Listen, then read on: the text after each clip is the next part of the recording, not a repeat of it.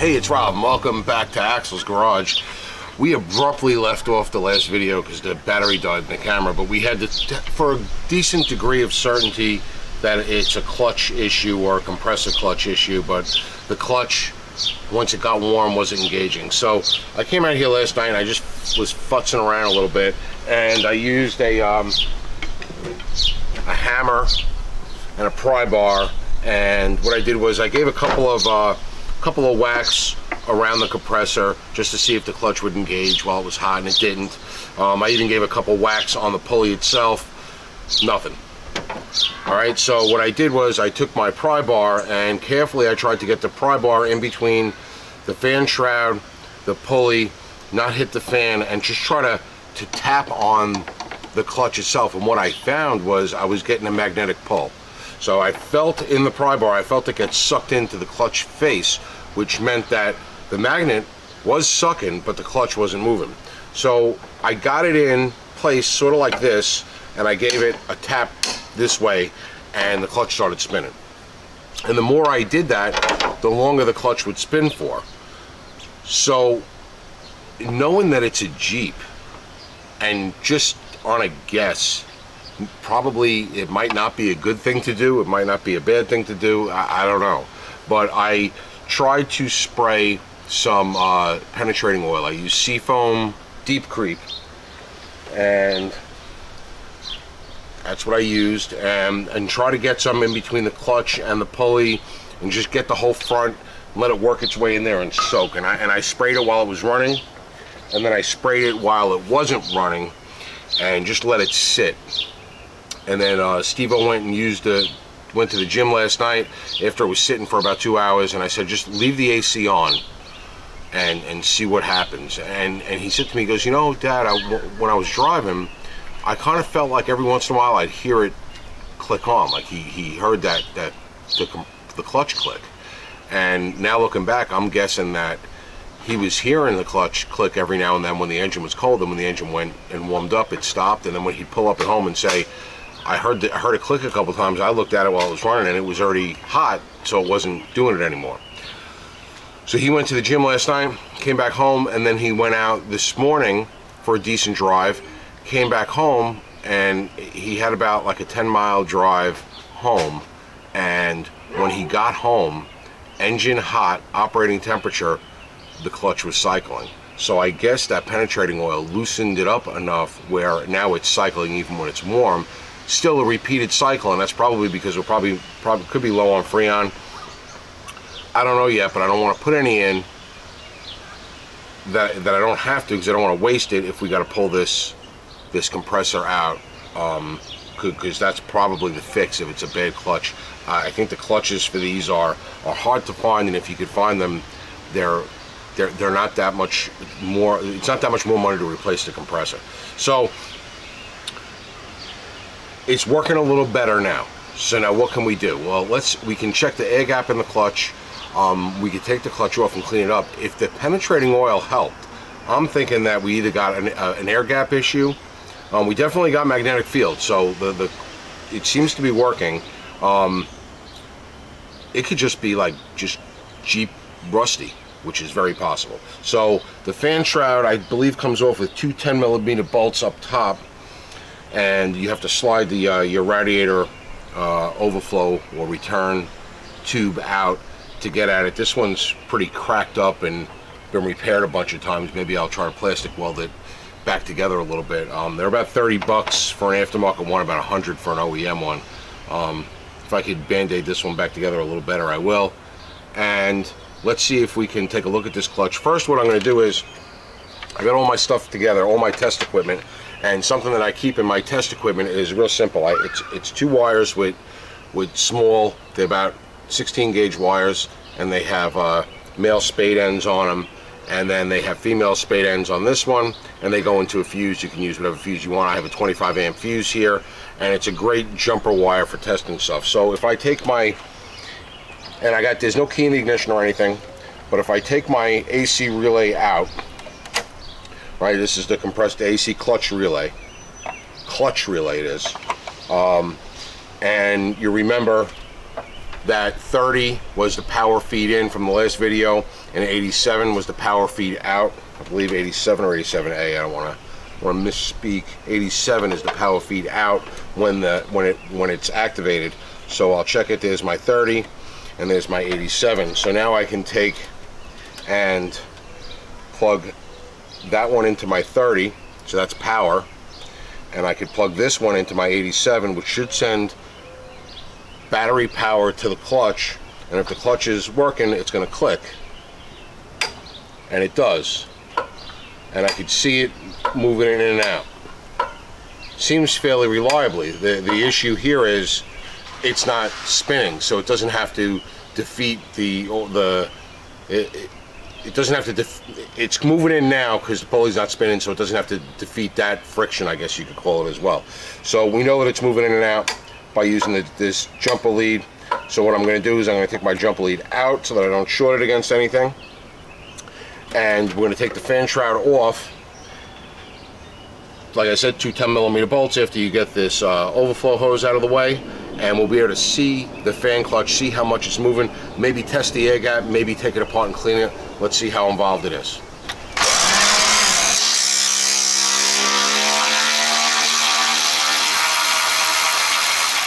Yeah, Jeep. Everything's rusted. Wow, that's hot.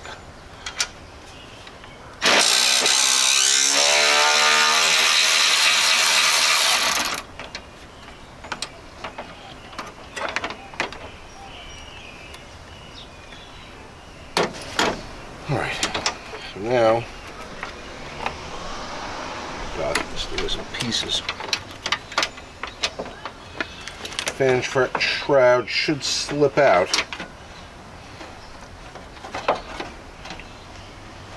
Tight on the fan right there. You should be able to squeak it by, and yeah. Alright, so while we're here, we'll check the fan clutch, right? So it should be nice and tight like that. If it was just freewheeling loose and we could spin it and it would go, that means that the fan clutch is wearing out, so hopefully it's tight. So here's our compressor clutch. So I'm going to move the camera. Alright, so we got our compressor clutch here. Now this, right, it's tight turning. So the compressor could be bad, but it doesn't feel gritty or anything. But let's see. So this is supposed to move in. So here is the part that will move in, this piece right here. So if we take our jumper, right, found him? What are you doing, a podcast or something? I do a YouTube channel. Nice. On just basic... On cars, stuff around the house, stuff. Cooking, everything. Yeah, Cooking doing it for too, years. man. Oh yeah, yeah. Everywhere. Yeah. Cool. What is the podcast? Yeah. What is the YouTube? It's called Axel's Garage. Okay. I'll check it out. Yeah, we got hundreds of videos. All right. I'll check it out. Thank you. All right, man. Oh, Axel was the dog, right? Yeah, Axel was the dog. Yeah. Well, Hawaii, guys. Hi, how you doing? All right, so what I'm going to do is I'm going to put my jumper back in, right? And we're going to watch this clutch here. So now this part is the part that's going to suck in.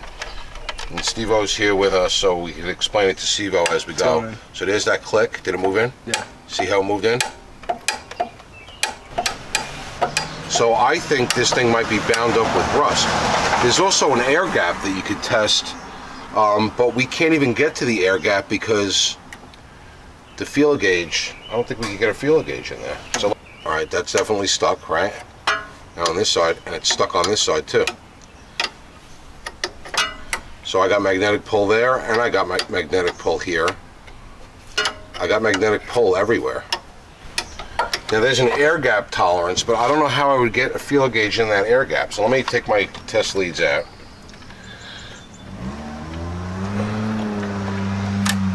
So that we don't short anything out. Let me grab a feeler gauge.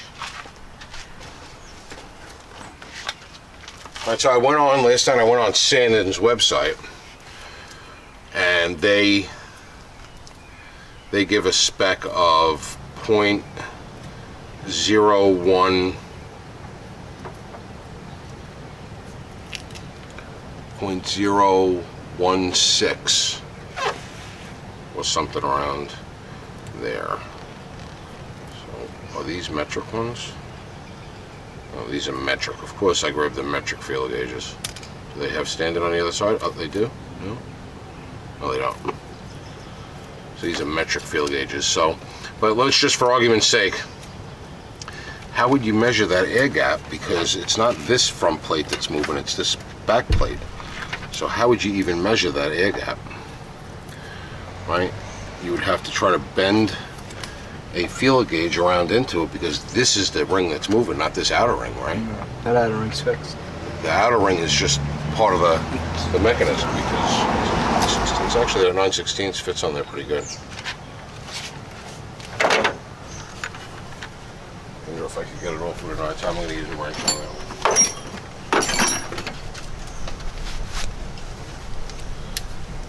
Now the pulley is going to want to turn.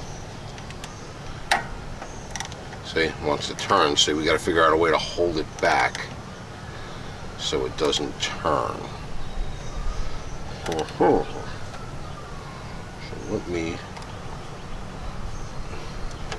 get an idea. They make a tool that goes into these holes here. See these 3 holes that grab it so that it doesn't turn, so that you can take it off. It's actually not that tight. So all we got to do is get it. I wonder if we could just clamp like this enough. Let me get a pair of vice grips. This fit on here. Oh, look at that. I might have enough clearance to get that to work. You have another extension? No, I need that. Just step down a depth. Now you lose some torque with all these. Oh yeah? Yeah. Who told you that? Physics. Physics? Yeah. Why do you lose torque? What's the physics behind it? Because you're increasing length. Increasing length? Okay.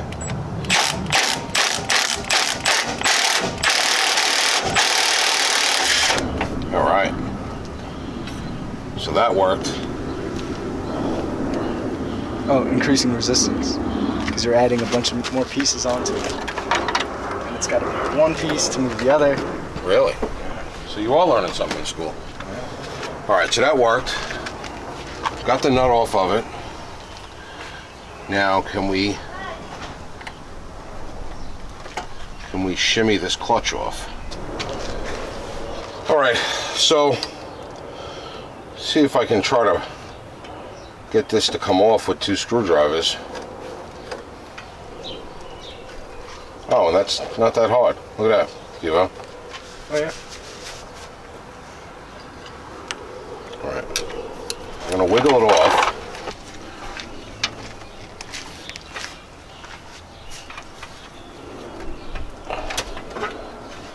All right, and there's a shim in there.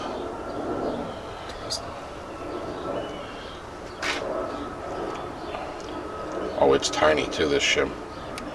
It's like the thinnest washer in the world. Let's put it in there so we don't lose it. All right, and here's the back side of the clutch, and that's why. There we go.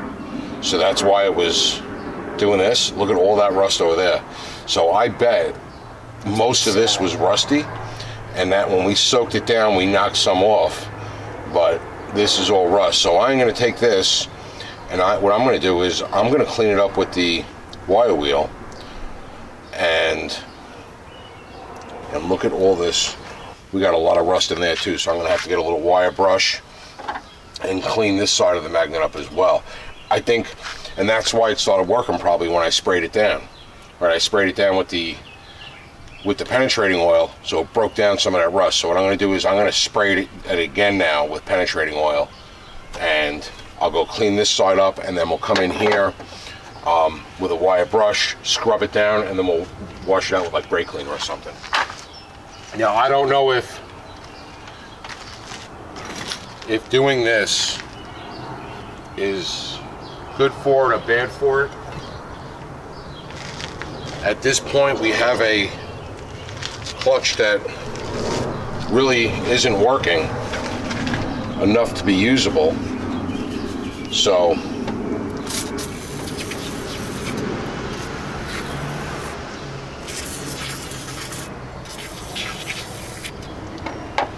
if we can get it working, it's a win. And if it doesn't do anything, it didn't cost us anything except for, you know, an hour's worth of time, not even. All right, so I'm gonna move this now. I'm gonna go clean this off and we'll be back with you in a second.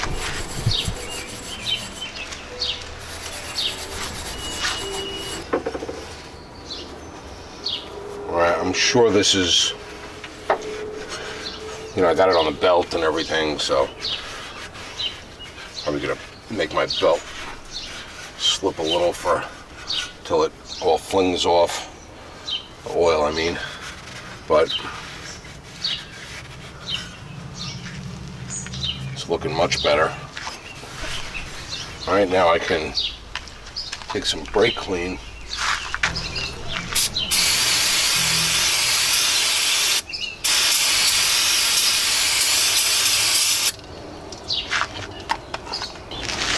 And you can see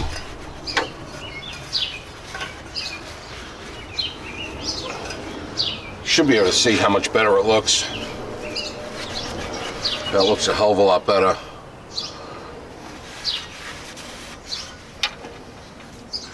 You can actually see metal now and not just rust.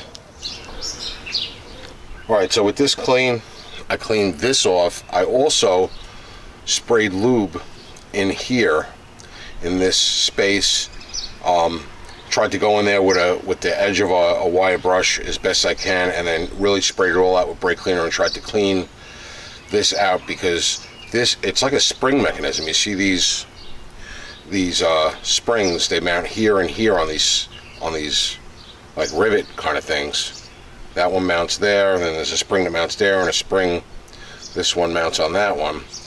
And I guess that's how it goes. It pulls this in, this part gets pulled in, and that's that spring tension that's going to release it. So I wanted to make sure in there was clean too. Now, because I wire wheeled this, and this had some heavy rust and pitting on it, and we wire brush this by hand, I'm thinking that if we took a hair, you know, a thousandths off of here and a thousandths off of here, that little tiny shim might not be needed anymore, because now we took away material on both sides. So I'm going to try without a shim and see what happens. If it makes noise or is trying to engage when we don't need it to, then we can put the shim back in. It was easy enough.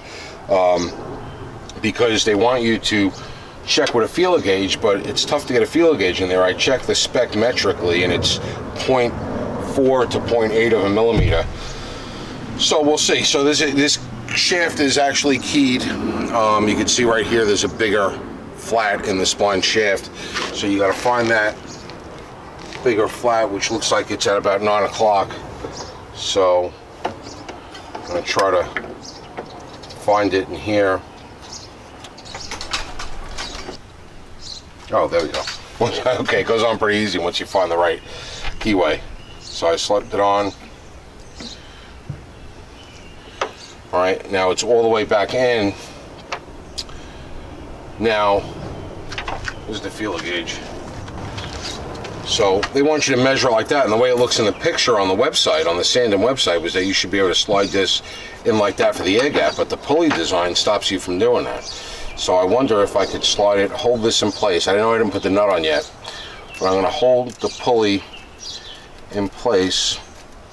Can I fish this in there? I don't know. So let me pull it out a little bit. I got an idea. Pull it back out.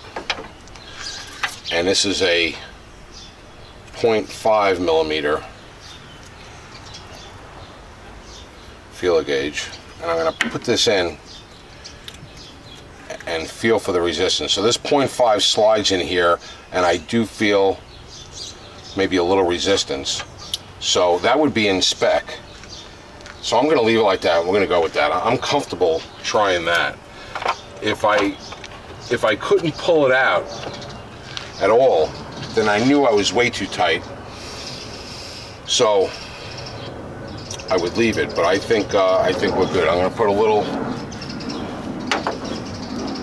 dab of white grease on that nut there, because this might have to come off and on. So that's a locking nut. On the diagram that I looked at, it actually showed a bolt. The torque spec was like 15 foot-pounds or so. So I'm just gonna use the impact on the lowest setting, which usually will bring me around 25 foot-pounds, but I got an extension, a step down, and a universal, so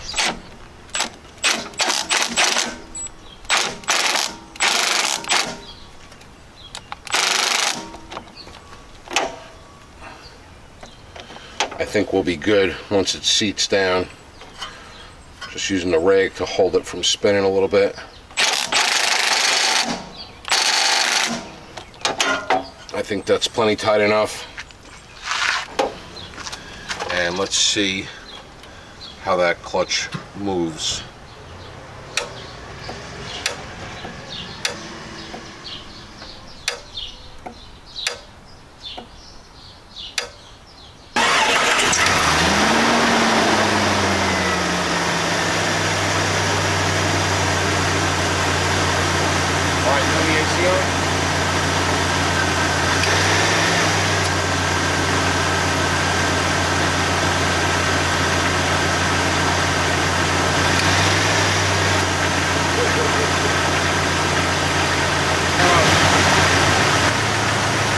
Turn the AC off, then turn the car off. Alright, so it's definitely consistently cycling. My whole thing is, why does it keep cycling? I don't know. So let me get the gauges out.